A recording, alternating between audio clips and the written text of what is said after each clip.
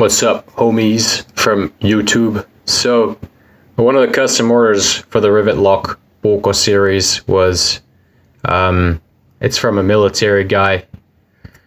He wanted a Rivet Lock Puukko with a saw on it, so that's what we did. And you can see this is a saw that functions in both directions, so it cuts in both ways. And in order to do that, I don't know if you can see, but the teeth, some teeth, so this, for example here, this one goes one direction, this one goes in that direction, so you can sort of see there. You can sort of see how it's shaped. And I think there's a lot of benefits to that. Earlier this year, I was in the forest with a Bowie knife. I was chopping some branches off some trees, trying to make my way through some brush. And I noticed, like, a lot of the times, you know, I got this really nice, finely made edge. I just spent some time doing that edge. And here I am just going in the forest, randomly chopping all these branches and kind of using that edge.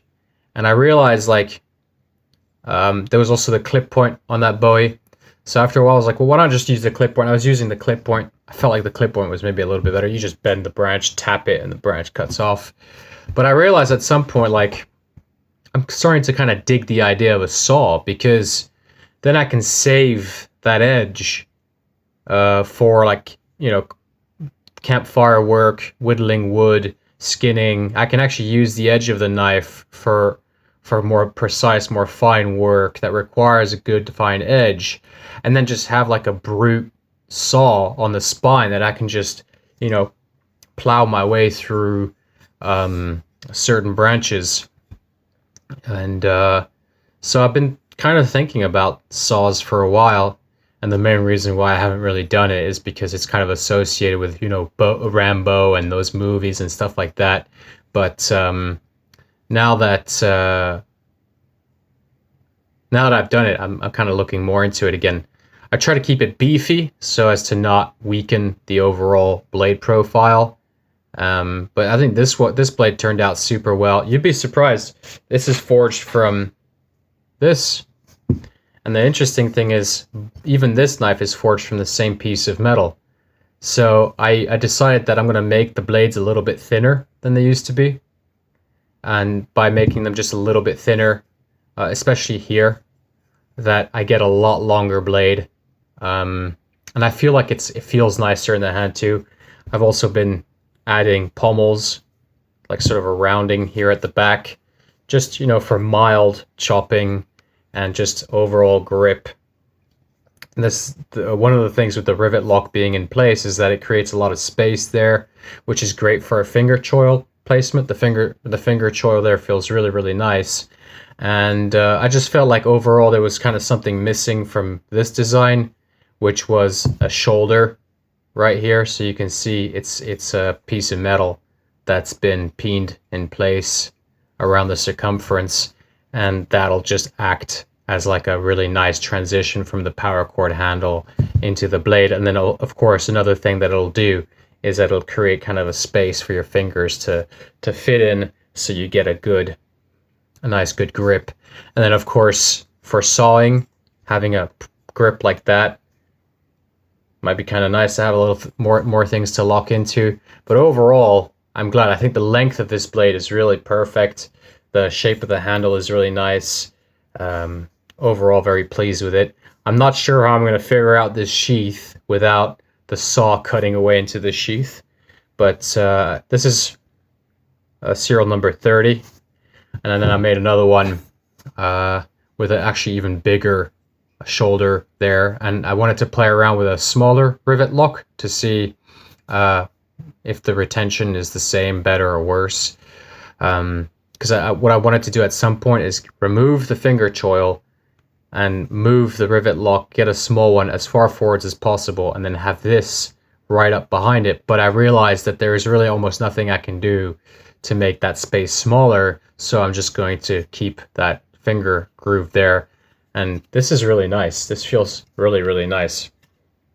So overall, again, forged from the same half circle that this one is made of. It's just I made them slightly thinner, and I stretched it out a little bit further, and create more of a, basically a combat utility, military utility EDC, which will be able to lock into a sheath and in and out. So this is I also, of course, now since I had this previous ones, I've added shoulders to them so that the paracord is nice and flush with the front of the handle, just for overall quality.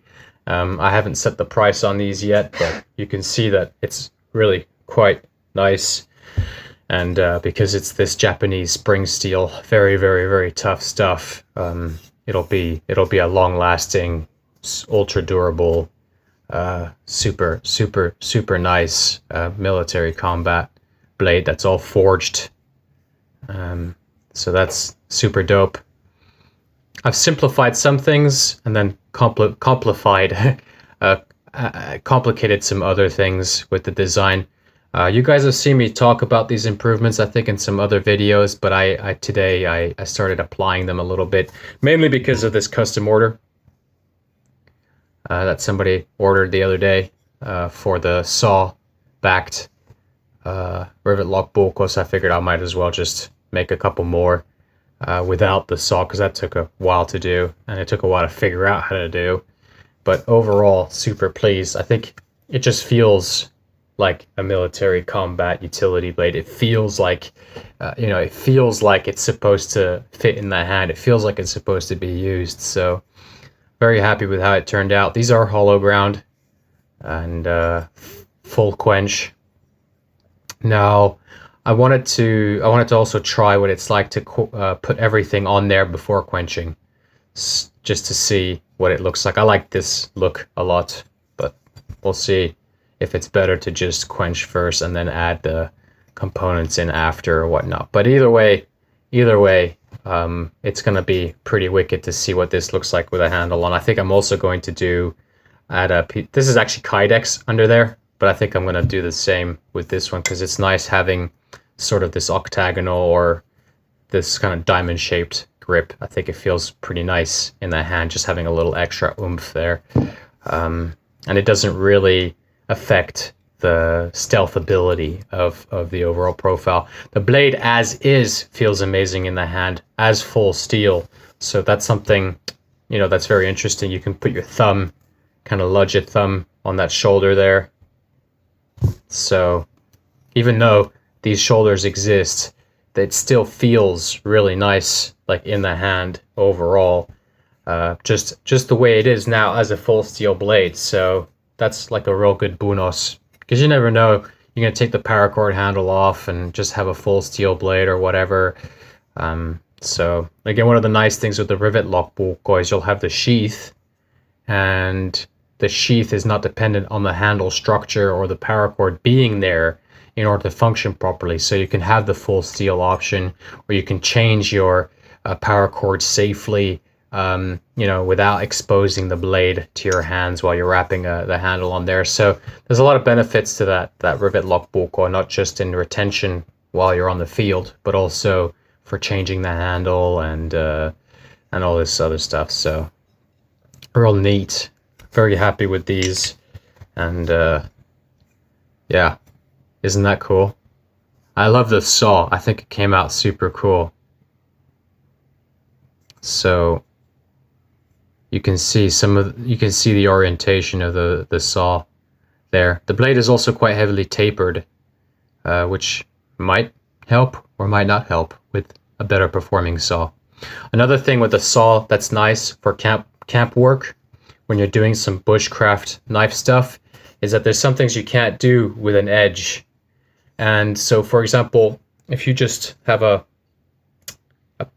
a log, you can saw two sections and then chisel out the middle, and now you have, you can do these kind of fittings, with small, with small pieces of wood. So there's actually a lot of interesting benefits to having a saw on a blade, but it's one of those things that you have to kind of already appreciate before you understand why you would like one on your blade, or you like the cool factor. That's another thing.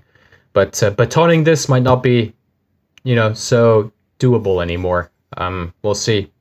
So, but either way, I'm happy with how this turned out so far, and in the next video, we'll see how it looks like with a sheath and a handle on there, and a nice shiny edge. So the Rivet Lock Puukko series is evolving rapidly. Ta-da!